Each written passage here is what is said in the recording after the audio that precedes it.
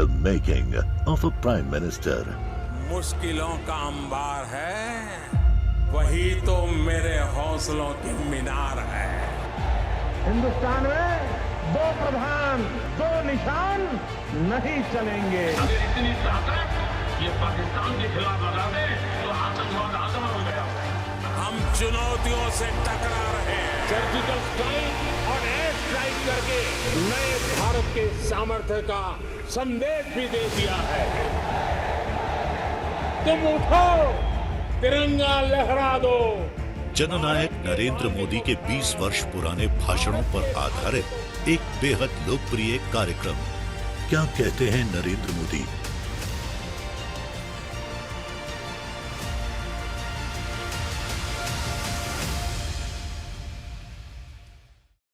नमस्कार, मैं हूं आपके साथ पूर्णिमा मिश्रा। हमारे खास कार्यक्रम क्या कहते हैं नरेंद्र मोदी में आज आपको सुनवाएंगे मोदी का एक ऐसा ऐतिहासिक भाषण जिसमें उन्होंने कहा कि आर्थिक विकास में महिलाओं का बड़ा योगदान है। 8 अप्रैल 2013 को दिल्ली में FICCI लेडीज ऑर्गेनाइजेशन के एनुअल प्रोग्राम में मोदी ने कहा कि हमें डिसीजन मेकिंग में महिलाओं को शामिल करना होगा। हमने कहा कि जो भी महिला के नाम से प्रॉपर्टी लेंगे उनको स्टैंप रजिस्ट्रेशन फी हम माफ कर देंगे।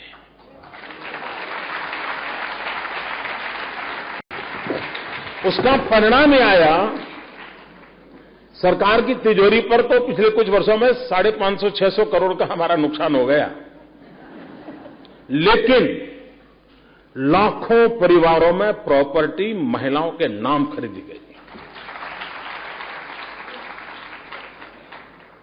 और ये बात सही है, अगर आर्थिक सामर्थ्य होगा तो निर्णय में भागीदारी होगी, आर्थिक सामर्थ्य नहीं होगा तो निर्णय में भागीदारी नहीं होती है। कभी कभी मुझे लगता है कि बच्चे को स्कूल भेजते हैं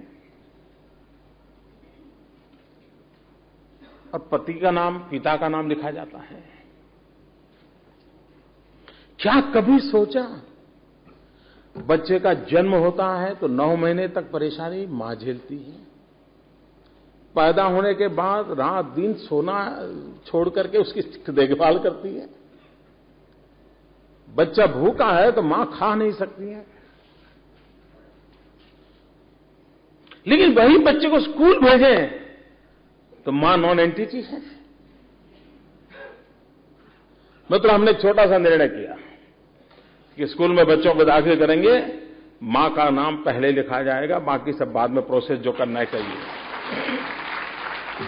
चीजें छोटी छोटी हैं, लेकिन हमने एक मनोवैज्ञानिक तरीके से इस एम्पावरमेंट विषय को समझना होगा और जीवन के हर व्यवहार में इन चीजों को किया जा सकता है। और अगर हम इसको करते हैं तो उसके कारण एक शक्ति का भी उजागर होना बड़ा स्वाभाविक होता है और उसका परिणाम आता है। शासन में इतने परसेंटेज दिखना फलाना वो तो होता रहता है।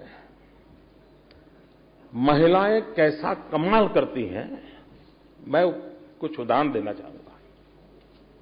एक बार मुझे हमारे यहां डाकोर एक तीर्थ क्षेत्र है, उसके नजदीक के गांव से कुछ बहनें मिलने आई, तो मैं उनसे मिला। 17-18 बहनें थी और ये मैं कोई 8-9 साल पहले की बात कर रहा हूं। आपका भोजन का समय होगा ना? हाँ? चलें? जब बंद करना होगा आप कह देना, क्योंकि मेरा दूसरा कार्यक्रम 4 बजे है।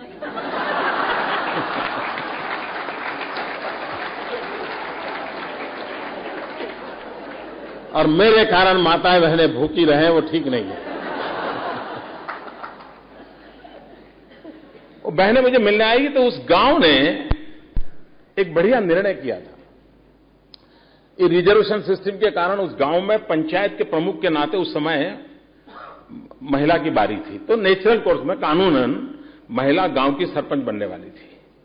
लेकिन गांव ने निर्णय किया कि भाई अगर एक बहन सरपंच बनने वाली है और 1/3 बहनें जीत करके आने वाली है, क्यों ना इस बार 5 साल के लिए सारा कारोबार महिलाओं को दिया जाए। और हैरानी की बात है, किसी पुरुष ने चुनाव में अपना नामांकन नहीं भरा। वो पुरुषों को बधाई दो।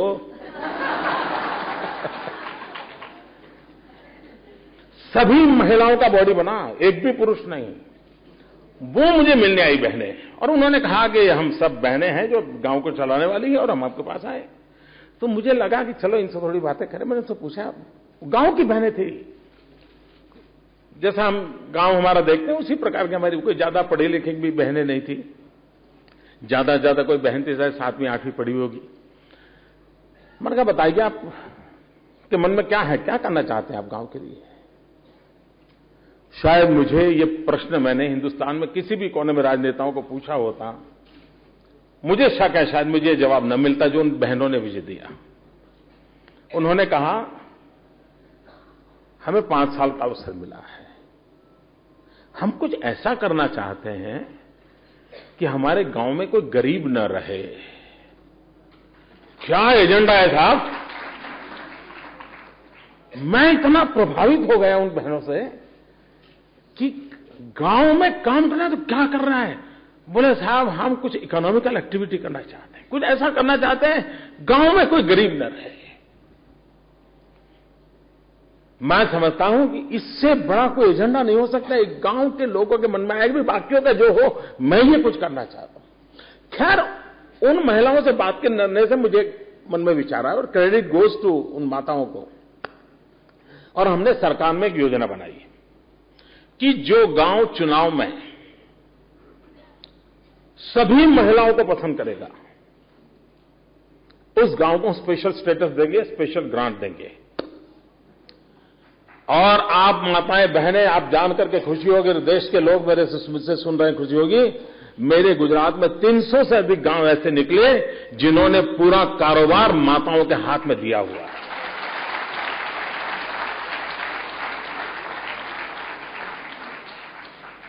हमने उसको स्पेशल ग्रांट दी, अधिकारियों को लगाया, कुछ महिला अधिकारियों को लगाया, उनकी स्पेशल ट्रेनिंग की। अनुभव यह आया है, सिर्फ व्यापार धंधा नहीं, सिर्फ कारखाना चलाना ऐसा नहीं, स्कूल चलाना ऐसा नहीं, ये माताएं बहनें शासन भी उत्तम तरीके से चला रही है।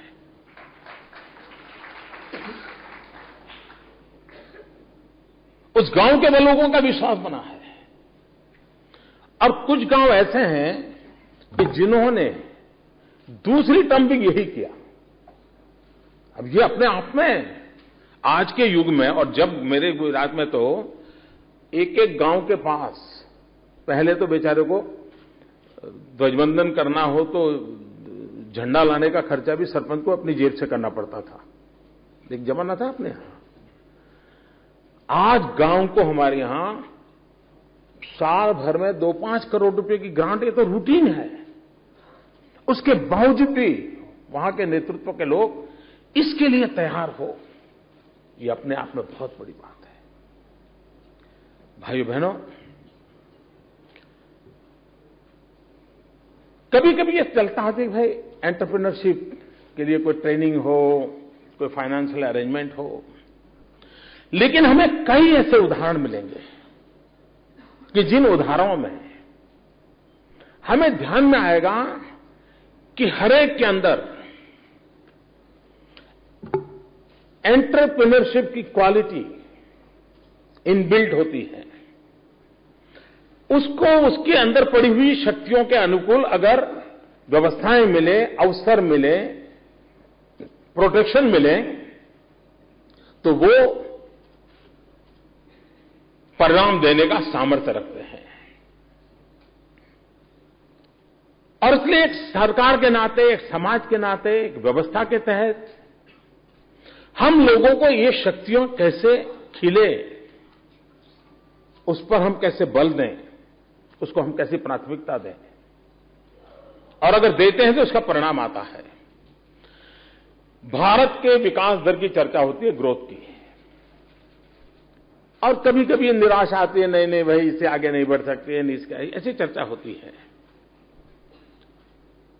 आज हम जहां हैं वहां हमारी मातृशक्ति के ऑर्गेनाइज वे में जो इन्वॉल्वमेंट चाहिए उसकी मात्रा बहुत कम है। पॉलिसी के तहत समाज की एक 50% शक्ति को जोड़ना है। ये अगर निर्णय करके हम करेंगे तो भारत जो आज ग्रोथ के कारण जहां अटका हुआ है उसको आगे खींच के ले जाने का काम अकेली हमारी ये 50% माताएं बहनों की शक्ति कर सकती है। ये हमारी विकास यात्रा में उनको हिस्सेदार बनाना पड़ेगा, उनको जोड़ना होगा और जोड़ते हैं तो परिणाम आता है। और पश्चिम के लोगों की सोच है कि भारत में महिलाएं यानी घरेलू होती हैं और कोई कामधाम नहीं होता है।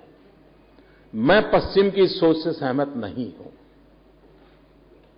आज आप हिंदुस्तान के किसी भी ट्राइबल इलाके में चले जाइए और वहां आप देखना, ट्राइबल इलाके में वहां की सारी इकोनॉमी का ड्राइविंग फोर्स है तो हमारी वहां की ट्राइबल माताएं बहनें हैं और पुरुषों से डबल मेहनत करती हैं, वो घर चलाती हैं। आज के हिंदुस्तान का जितना भी डेयरी उद्योग है, पशुपालन है, मैं नहीं मानता हूं उसमें पुरुष का कोई बड़ा कंट्रीब्यूशन है, मिनिमम कंट्रीब्यूशन है। कमी है, वो कमी ये है कि ये सब करने के बावजूद भी वो डिसीजन मेकिंग प्रोसेस में पार्टनर नहीं है। घर में भी देखा होगा, बाप और बेटा बिजनेस की चर्चा करते हो, कोई नए डीलिंग की चर्चा करते हो और इतने में मां चाय लेकर के आई हो और 2 मिनट खड़ी होकर के बात सुनने की कोशिश करे तो बाप क्या बोलता है, अरे अरे तुम काम करो, जाओ किचन में जाओ, हम जरा बात करते हैं। यानी जोड़ते ही नहीं है। जरा बताओ तो, जरा सही बोल रहा हूं ना? हाँ, तो ये बदलाव लाना है। अहमदाबाद में हमारे यहां एक जसूबेन के पिज्जा बहुत पॉपुलर है। जसूबेन के पिज्जा, और पिज्जा हट के बगल में अगर उसका आदमी स्टॉल लेकर के खड़ा है तो हमारे यहां पढ़ा लिखा नौजवान होगा तो भी जसूबेन के पिज्जा को हाथ लगाता है, उधर नहीं लगाता है।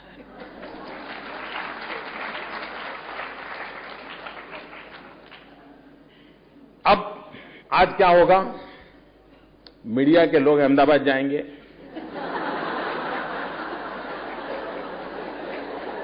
वो ढूंढेंगे, और इसलिए मैं कह दूं मीडिया के मित्रों को, उन जसूबेन का 5 साल पहले स्वर्गवास हो गया। आखिरी सांस उन्होंने पुणे में ली, लेकिन उस अकेली औरत ने, उस महिला ने अपने परिश्रम से, और जसूबेन को गए 5 साल हो गए, उसके बावजूद भी आज भी जसूबेन के पिज्जा बहुत बड़ा मार्केट कैप्चर करके चल रहे हैं। और आज जिस स्पिनिंग मिल की हम चर्चा करते हैं, चरखे की चर्चा करते हैं, मित्रों, गांधी को ये चरखा लाने का, देने का काम गंगाबा ने किया था। 19वीं शताब्दी के उत्तरार्ध की एक विधवा महिला, उसका ये सामर्थ्य है। अब एंटरप्रेन्योरशिप के लिए गंगाबा से बड़ा क्या उदाहरण हो सकता है। हमारी सरकार ने अभी कुछ वर्ष पूर्व गंगाबा के नाम से एंटरप्रेन्योर अवार्ड हम करते हैं। जो महिलाएं एंटरप्रेन्योरशिप में आगे आते हैं उनको हम गंगाबा के नाम से अवार्ड देते हैं। कहने का मेरा तात्पर्य यह है कि समाज में हमें इस क्षेत्र में जाने के लिए इतने उदाहरण मौजूद होते हैं। हम हमारे अलग अलग बगल में देखेंगे, हमें सारी संभावनाएं नजर आती है। हमें एक माहौल बनाने की आवश्यकता है। The making of a prime minister. मुश्किलों का अंबार है, वही तो मेरे हौसलों की मीनार है। हिंदुस्तान में 2 प्रधान 2 निशान नहीं चलेंगे। अगर इतनी ताकत ये पाकिस्तान के खिलाफ लगा दे तो आतंकवाद आसान हो गया। हम चुनौतियों से टकरा रहे हैं। सर्जिकल स्ट्राइक और एयर स्ट्राइक करके नए भारत के सामर्थ्य का संदेश भी दे दिया है। तुम उठो, तिरंगा लहरा दो। जननायक नरेंद्र मोदी के 20 वर्ष पुराने भाषणों पर आधारित एक बेहद लोकप्रिय कार्यक्रम क्या कहते हैं नरेंद्र मोदी।